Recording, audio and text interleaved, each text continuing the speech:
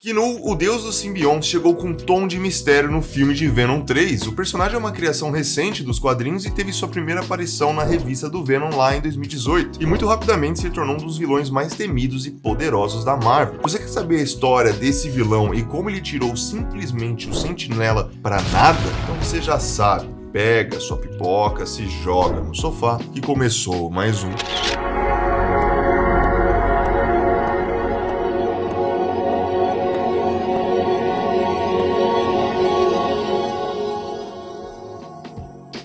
Fala galera, Giovanni aqui e este é o Cinema no Sofá, seja muito bem-vindo. Knu é o vilão que deu a vida a personagens como Venom e Carnificina, e ele representa uma ameaça de proporção universal, mas vamos entender um pouco mais da origem sobre esse personagem. A origem do Knu, galera, é assim, ele é descrito como algo mais antigo que o próprio universo, e isso porque o vilão ele surgiu no abismo entre o fim de um universo e o começo de outro, mais especificamente entre a destruição do sexto cosmos e a criação do sétimo cosmos. Ele adorava as trevas e vivia nesse infinito. E quando os celestiais surgiram e começaram a encher o cosmo com planeta e vida, obviamente ele começou a ficar puto. Ele vendo o seu lar que era escuro e sozinho, ter luz e vida agora, ele falou, cara, não é assim que funciona. Enlouqueceu de raiva e declarou guerra aos celestiais. E foi ali que ele foi até os celestiais, que são criaturas que a gente sabe que é extremamente poderosas, e com um único golpe ele cortou a cabeça de uma dessas divindades. Antes disso, o Knu não tinha um conhecimento total ali sobre os seus poderes, mas ele estava começando a entender qual que era o seu potencial. Então depois dessa crueldade toda, os celestiais eles baniram ele para o abismo, mas era mais ou menos tudo que ele precisava, né? Porque é na escuridão que o Knu reina, literalmente. Conhecendo melhor então os seus poderes, o Knu ele usa a cabeça decapitada do celestial como uma forja com um fogo cósmico e consegue moldar, né, a sua espada, criando então a Necro-Espada, que é uma arma usada lá por Gore em Thor, Amor e Trovão, aquele filme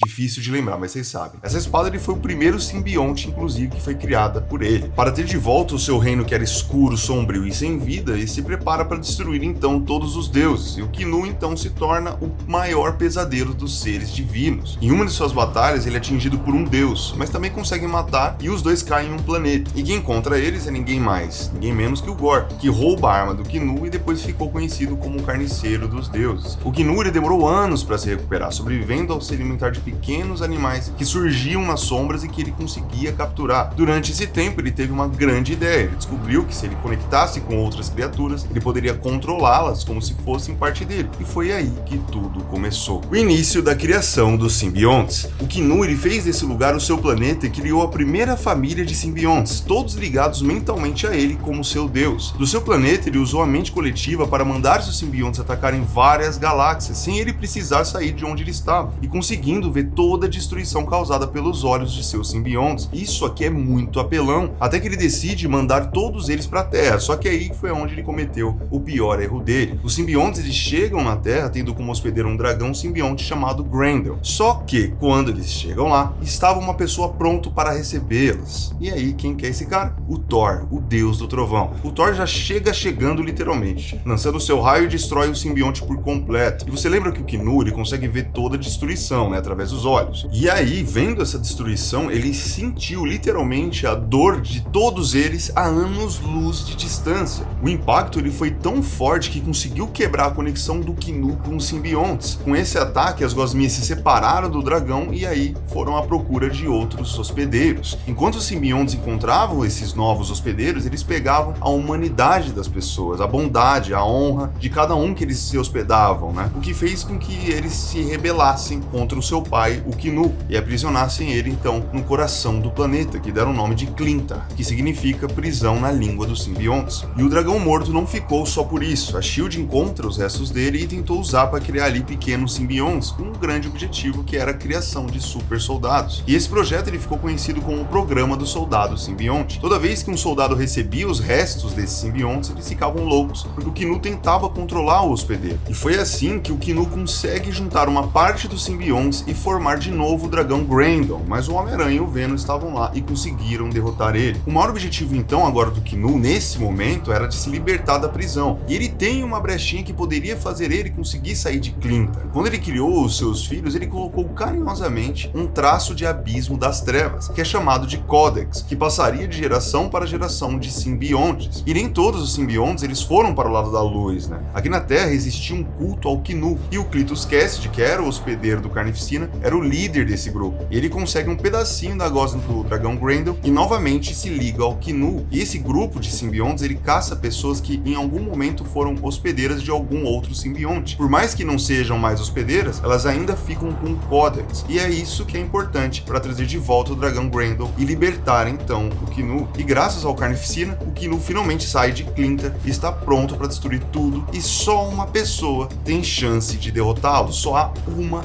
esperança.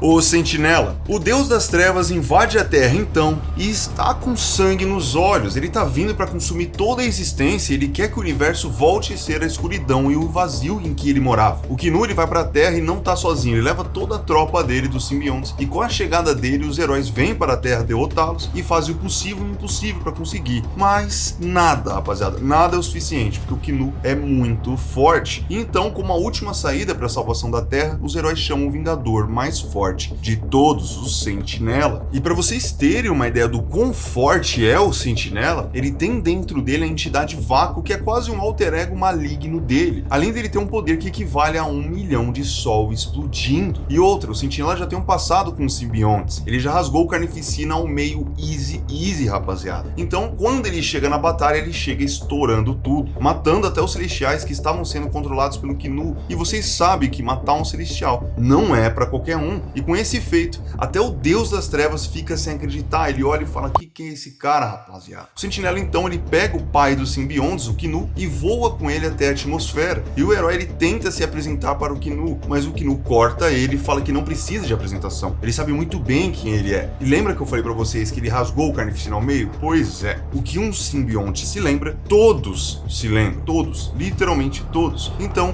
o Deus das Trevas sabe o que o Sentinela fez com o seu filho, que era o Carnificina, e sabemos que o Kinu não leva desaforo para casa. Então ele agarra o Sentinela pela garganta e rasga o herói ao meio, sem nenhuma dificuldade, assim como ele fez com o Carnificina, que é aquela coisa, né, onde o filho apanha, o pai vinga. Com a morte então do Sentinela, o vácuo que tem dentro dele se liberta e que não absorve o vácuo para dentro dele. E agora, rapaziada, it's over, acabou pro universo todo. Ele captura todos os heróis de uma gosma preta e agora ninguém consegue mais derrotar ele tá praticamente indestrutível, e Kinu então cobre o planeta todo em uma escuridão profunda de simbiontes.